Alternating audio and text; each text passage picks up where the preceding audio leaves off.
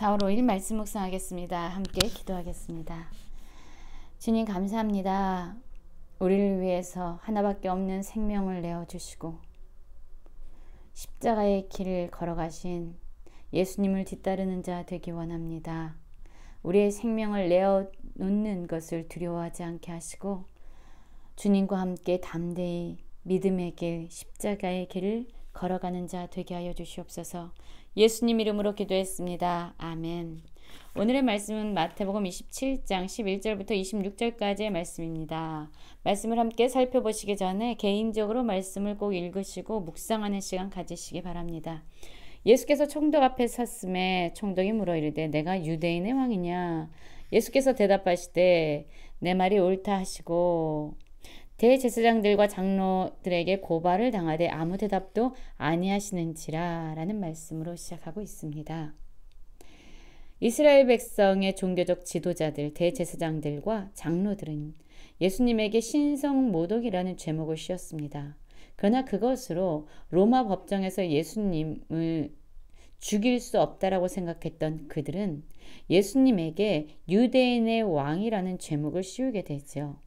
사실 당시에 로마 제국과 로마가 다스리는 모든 나라에서 인정하는 왕은 오직 한 명이었습니다. 로마 제국의 왕 시저, 가이사라고 하죠.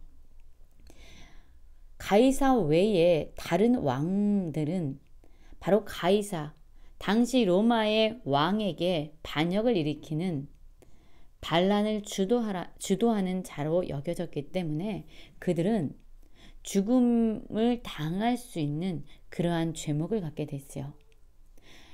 이 이스라엘의 종교적 지도자들은 예수님을 유대인의 왕이라는 제목을 씌워서 지금 로마의 빌라도 총독 앞에 세운 거죠. 빌라도는 예수님에게 묻습니다. 그들이 너를 쳐서 얼마나 많은 것으로 증언하는지 듣지 못하였느냐라고 말하고 있어요.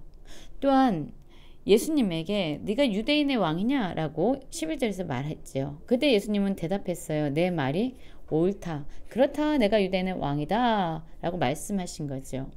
예수님은 유대인의 왕뿐만 아니라 온 세상을 구원하시기 위해서 오신 만왕의 왕이셨습니다. 예수님은 자신의 목숨이 위협받고 죽을지도 모르는 그런 두려운 상황에서조차 진리를 진리로 선포하시는 분이었습니다. 이스라엘 종교 지도자들이 자신들의 기득권을 유지하기 위해서 예수님에게 죽을 만한 죄목을 씌워서 그분을 고발했죠. 그러나 그들에게 저항하지 않으셨어요. 그리고 지금 빌라도 앞에서 빌라도가 질문하고 있죠. 많은 사람들이 너에 대해서 증언을 하는 걸 듣지 못하느냐라고 묻고 있습니다. 봐라, 얼마나 많은 사람들이 너를 죽이려고 이렇게 고발하고 거짓 증언하는지 듣지 못하냐? 이렇게 묻고 있는 거예요. 그런데 예수님은 어떻게 하십니까? 자신을 고발하는 종교 지도자들에게도 또한 이 많은 증언들을 듣지 못하느냐라고 묻는 빌라도 앞에서도 한마디도 대답하지 아니하셨다라고 얘기합니다. 그러한 예수님의 모습을 보고 빌라도 총독은 크게 놀라워하게 돼요. 왜 놀랐을까요? 그렇습니다, 여러분. 사람들은요, 위험에 처하게 되면, 고난에 처하게 되면 자신의 생명을 잃어버릴지도 모른다는 그런 위협 앞에 서게 되면은요, 그들은 살기 위해서 몸부림쳐요. 끊임없이 자기를 변호하는 말을 하고요. 상대를 설득하기 위해서 자신의 생명을 살려달라고 상대를 설득하고 많은 이야기들을 주장합니다. 그러나 예수님은 어떠했습니까? 이러한 죽음의 위기 앞에서도 오히려 담대하셨고 그들을 설득하기 위해서 노력하지 않으셨어요. 이것은 무엇을 의미합니까? 예수님의 십자가의 이 죽음을 향해서 나아가는 이 길은 누군가에 의해서 억지로 갈 수밖에 없는 길이 아니었다는 거예요.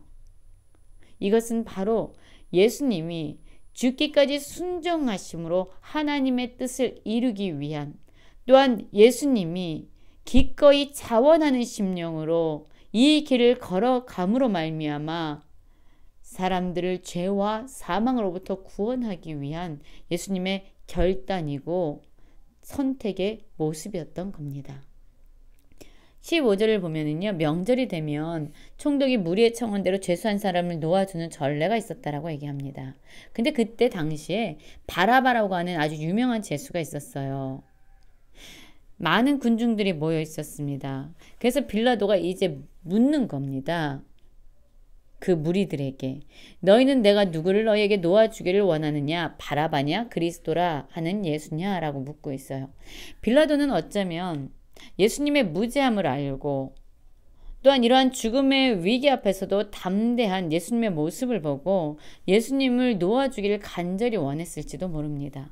그리고 그가 보기에 예수님은 죄가 없다는 것을 확신했기 때문에 아마 이렇게 물으면 사람들은 유명한 죄수인 바라바가 아니라 예수를 놓아주라, 그리스도라는 예수를 놓아달라라고 말할 것을 그는 기대했을지도 모릅니다. 왜냐하면 사람들이 시기로 예수를 넘겨준 것을 알았기 때문이죠. 예수님이 죽어야만 하는, 죽어 마땅한 죄를 졌기 때문이 아니라 단지 시기로 말미암아 예수님을 넘겨준 것을 그가 알았기 때문에 바라바를 놓아줄까, 그리스도라는 예수를 놓아줄까 라고 물을 때 그들이 예수를 놓아달라고 말할 것을 기대했던 겁니다. 그리고 그가 여전히 총독이 재판석에 앉았을 때에 빌라도의 아내가 그에게 다가오고 있어요. 그리고 빌라도에게 말하죠. 사람을 보내어 이르되 저 오른 사람 누구입니까? 예수님이죠. 아무 상관도 하지 마옵소서. 오늘 꿈에 내가 그 사람으로 인해 애를 많이 태웠나이다 라고 말하고 있어요. 그렇습니다. 빌라도가 예수님을 십자가에 내어주는 그러한 죄악을 막기 위한, 그를 죄에서 돌이키고자 하는 그러한 한 사람이 등장합니다. 그의 아내였지요. 그런데 여러분, 상황은 어떻게 진행되어져 가고 있냐면요. 20절입니다. 대제사장들과 장로들이 무리를 권하여 바라바를 달라 하고 예수를 죽이자 하게 하였더니 총독이 대답하여 이르되 둘 중에 누구를 너에게 놓아주기를 원하느냐? 이르되 바라바로소이다 라고 대답하고 있습니다. 여러분, 이 무리들이 누구입니까? 이 무리들이 예수님을 쫓던 무리들이었어요. 예수님이 병을 고치시고 치유함을 주시고 말씀을 가르치시고 또한 먹을 것을 주시는 놀라운 기적을 행했을 때 예수님을 따라다녔던 무리입니다. 그러나 그들은 한순간 예수를 죽이라고 소리치는 무리로 변했습니다. 대제사장들과 장로들이 권면하자 그들은 예수님을 죽이라는 그러한 일의 목청을 높이게 됩니다. 그렇습니다, 여러분. 사람은 믿을 수 있는 존재가 아니죠. 사람은 사랑하고 용서할 대상입니다. 빌라도의 기대와는 다르게 사람들은 바라바를 놓아달라고 소리를 칩니다. 그러자 빌라도가 얘기하죠. 그리스도라는 예수를 내가 어떻게 하랴? 그러자 그들이 얘기합니다. 십자가에 못 박혀야 하겠나이다 라고 소리를 지릅니다. 빌라도가 다시 묻고 있어요. 어찌 미냐? 무슨 악한 일을 하였느냐? 라고 묻고 있습니다. 무슨 의미입니까? 나는 예수에게서 어떤 악함도 발견하지 못했다라는 것을 얘기하고 있는 거예요. 바라바보다 예수가 더 의롭다라고 얘기하고 있는 거예요. 예수가 무슨 악한 일을 했는지 난 모르겠다라고 지금 외치고 있는 겁니다. 그러나 무리들은 어떠합니까? 더욱 소리 질러서 십자가에 못 박혀야 하겠나이다 라고 예수님을 십자가에 못 박혀 죽이라고 소리를 지르고 있습니다. 여러분, 예수님은 가장 마지막이 되셨어요. 한번 생각을 해보십시오. 한 반의 아이들이 쭉 서 있습니다. 선생님이 말하는 거죠. 반장에게 애들을 한 명씩 선택해서 앞으로 세워라 라고 얘기합니다. 그럼 반장이 한 사람 한 사람씩 아이들을 선택합니다.